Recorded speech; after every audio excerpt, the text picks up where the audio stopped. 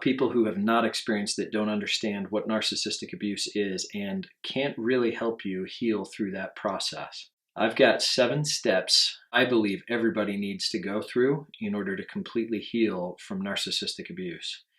The first step is to recognize what's happening. So there has to be this awakening period that what you're experiencing is not normal and that something is amiss.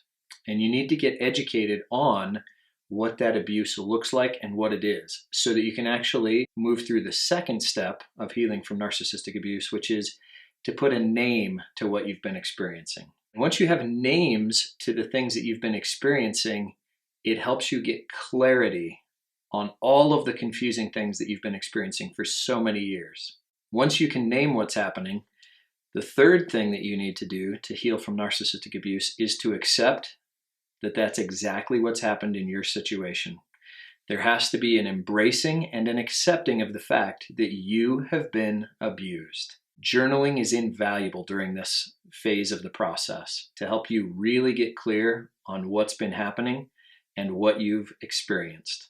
The fourth step in healing from narcissistic abuse is to learn. Learn about why the narcissist does what they do. You don't need to learn everything about narcissistic behavior. You don't need to understand the ins and the outs, but you do need to understand what drives them.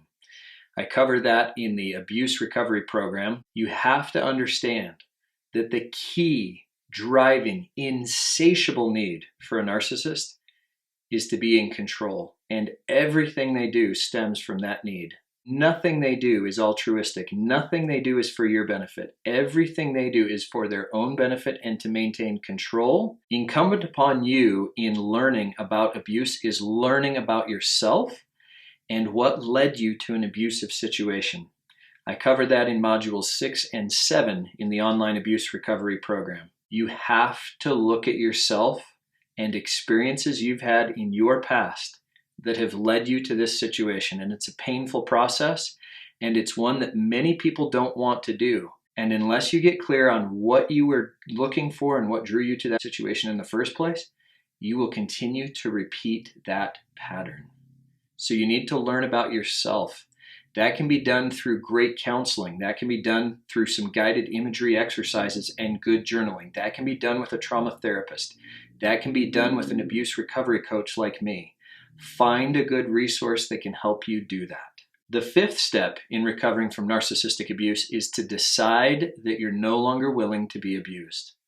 You have to decide that, and you get to decide what you want life to look like going forward. But until you make that decision, and no one else can make it for you, you cannot move forward in the healing process. You will continue to languish in pain and anguish and confusion, and you will bite on every fake the narcissist throws your way. Even though you've learned about them and yourself, you will continue to fall for their tricks until you decide how you're willing to be treated moving forward and what you're no longer willing to endure. That takes us to the sixth step in narcissistic abuse recovery, which is to set boundaries. Once you decide what you're willing to live with and not live with anymore, you can set boundaries for yourself about how you're going to proceed in your life. And boundaries are nothing more or nothing less than you determining what you're willing to accept in life and what you're no longer willing to accept, and what you'll do when something happens that crosses your boundary. There's a lot that can be said on boundaries. I'll link to a video below I did previously on that to help you understand what they are and how to set them. After you set boundaries, the seventh and final step in narcissistic abuse healing and recovery is the actual healing process. You can't just start to heal unless you've done those previous steps. You have to recognize what's happening. You have to name it. You have to accept that that is what's happening. Then you have to learn about it so that you can recover from it. You've then got to decide what you're willing to live with and not live with anymore so that you can set boundaries. Only then can you actually move toward healing and happiness and joy and peace, which I promise, my friend, are on the other side of abuse if you do those first 6 things. If you need help walking through those 6 steps and understanding the 7th step, reach out. We can help you with that.